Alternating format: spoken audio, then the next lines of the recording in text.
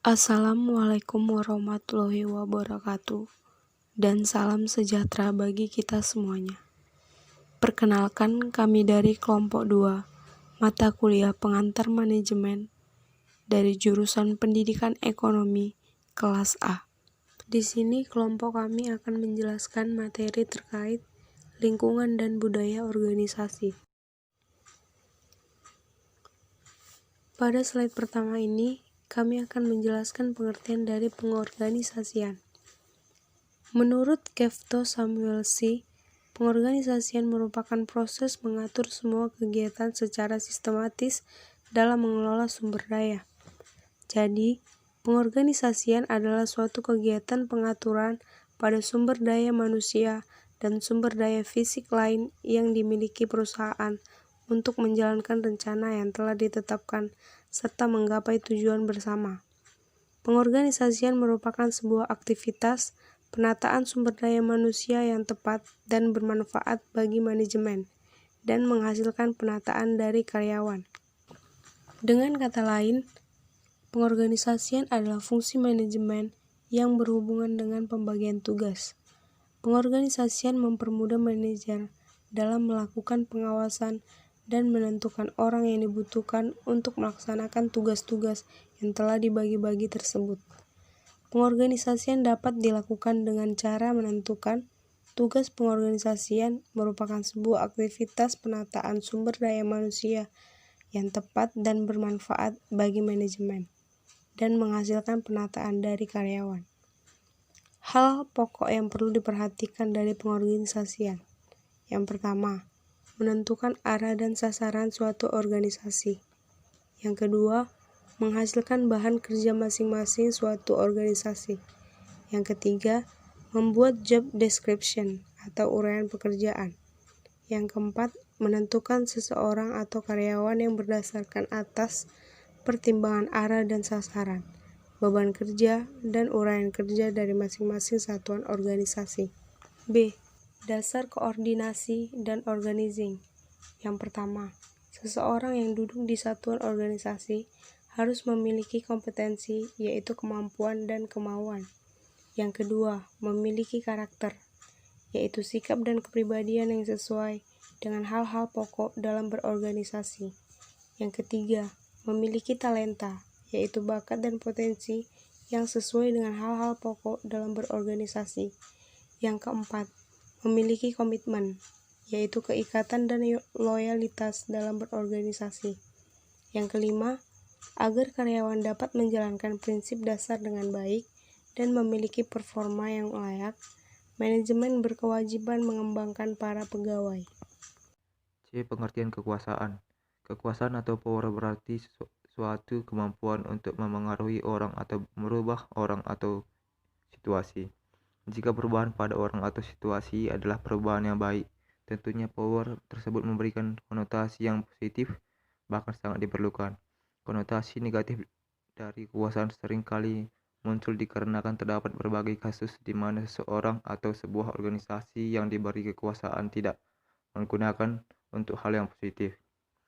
D. Faktor-faktor yang mendasari kekuasaan. Menurut French dan Raven, sebagaimana dikutip oleh Stoner, Freeman, dan Gilbert tahun 1995, terdapat 5 faktor yang mendasari lahirnya sebuah kekuasaan atau sort of power, yakni pertama, reward power atau kekuasaan untuk memberikan penghargaan adalah kekuasaan yang muncul sebagai akibat dari seorang yang posisinya memungkinkan dirinya untuk memberikan terhadap orang-orang yang berada di bawahnya. Kedua, coercive power atau kekuasaan untuk memberikan hukuman adalah kebalikan atau sisi negatif dari reward power. Ketiga, legitimate power atau kekuasaan yang sah adalah kekuasaan yang muncul sebagai akibat dari suatu legitimasi tertentu. Keempat, expert power atau kekuasaan yang berdasarkan keahlian atau kepakaran adalah kekuasaan yang muncul sebagai akibat dari kepakaran atau keahlian yang dimiliki oleh seseorang. Yang kelima, referent power adalah kekuasaan yang muncul akibat adanya karakteristik yang diharapkan oleh seseorang atau sekelompok orang terhadap seseorang yang memiliki pengaruh terhadap seseorang atau sekelompok orang tersebut. Wewenang dan pengertian wewenang menurut para ahli. Pengertian wewenang. Wewenang merupakan dasar untuk bertindak, berbuat, dan melakukan kegiatan atau aktivitas dalam suatu perusahaan. Hak untuk melakukan sesuatu atau memerintah orang lain untuk melakukan atau tidak melakukan sesuatu agar tercapai tujuan tertentu. Definisi wewenang menurut para ahli. Menurut Louis A. Allen dalam bukunya Management and Organization, wewenang adalah jumlah kekuasaan atau power dan hak atau right yang didelegasikan pada suatu jabatan. Menurut J.R. Terry, wewenang adalah kekuasaan resmi dan kekuasaan pejabat untuk menyuruh pihak lain supaya bertindak dan taat kepada pihak yang memiliki wewenang itu. Jenis-jenis wewenang terbagi 4. Wewenang garis atau line authority. Wewenang garis adalah kekuasaan, hak dan tanggung jawab langsung berada pada seseorang atas tercapainya tujuan. 2. Wewenang staf atau staff authority. Wewenang staf adalah kekuasaan dan hak hanya untuk memberikan data, informasi, dan saran-saran saja untuk membantu lini supaya bekerja efektif dalam mencapai tujuan. 3. Wewenang fungsional atau functional authority. Wewenang fungsional, kekuasaan seorang manajer adalah karena proses-proses, praktek-praktek, kebijakan-kebijakan tertentu atau soal-soal lain yang berhubungan dengan pelaksanaan kegiatan-kegiatan oleh pegawai lain dalam bagian-bagian lain pula. 4. Wewenang wibawa. Kewibawaan seseorang adalah karena kecakapan, perilaku, ketangkasan, dan kemampuan, sehingga ia disegani. Sumber wewenang. Teori wewenang formal. Wewenang yang dimiliki seseorang bersumber dari barang-barang yang dimilikinya, sebagaimana yang diatur oleh undang-undang, hukum, adat dari lembaga tersebut. Contoh, pemilik saham mempunyai wewenang karena saham yang dimilikinya. Teori penerimaan wewenang. Wewenang bersumber dari penerimaan, kepatuhan, dan pengakuan para bawahan terhadap perintah dan kebijakan atas kuasa yang dipegangnya. Contoh, rakyat memilih presiden sehingga presiden memiliki wewenang untuk memerintah. Wewenang dari situasi. Wewenang bersumber dari situasi darurat atau kejadian-kejadian luar biasa. Pemimpin yang wewenangnya bersumber dari situasi sering disebut pemimpin sejati dan tanpa pamrih.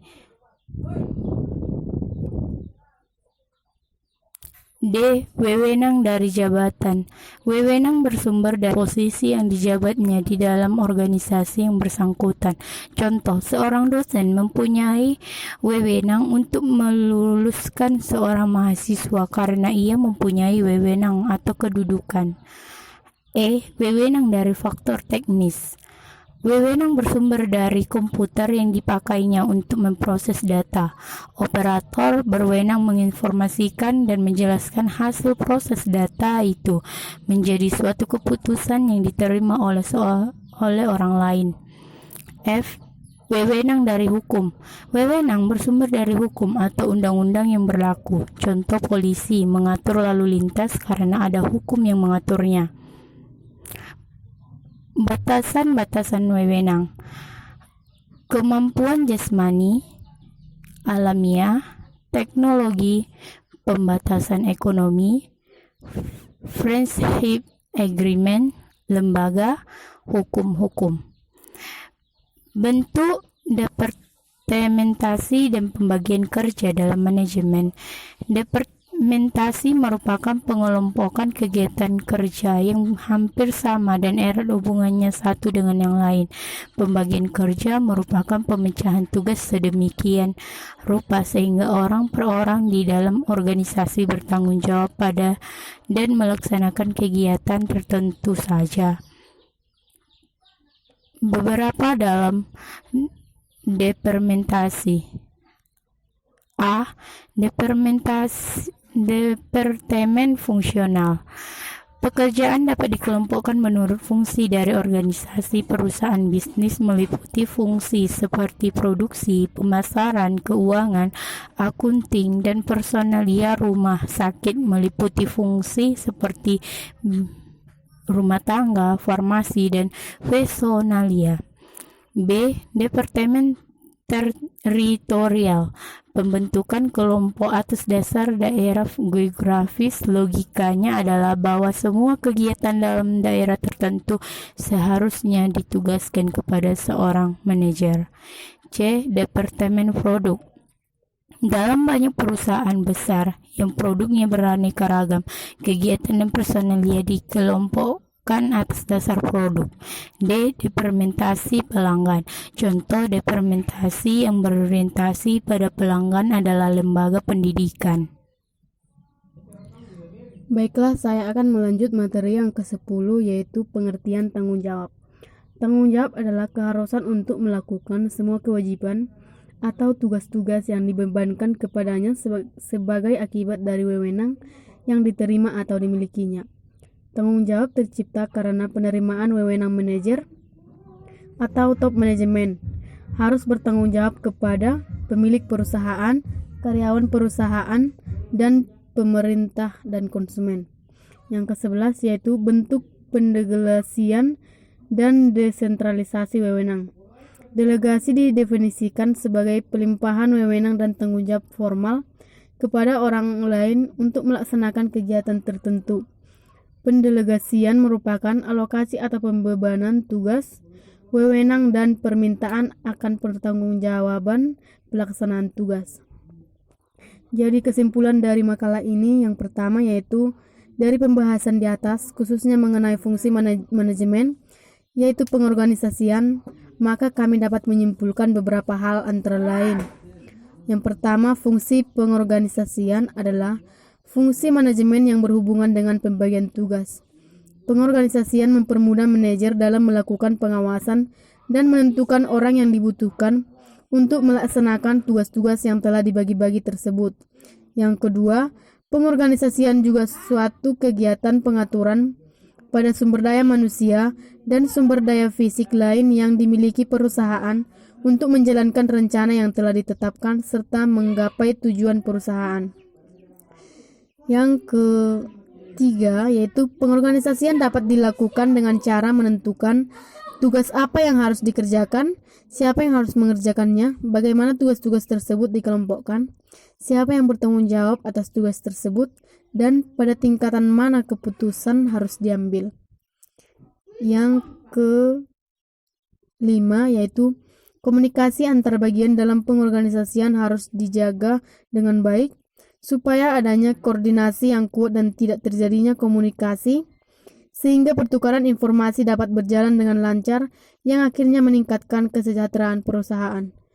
Yang keenam, dengan adanya pengorganisasian dapat menghemat waktu dan tenaga yang pada akhirnya dapat menjadikan suatu perusahaan menjadi maju dan berkembang. Sekian penjelasan dari kelompok kami. Terima kasih.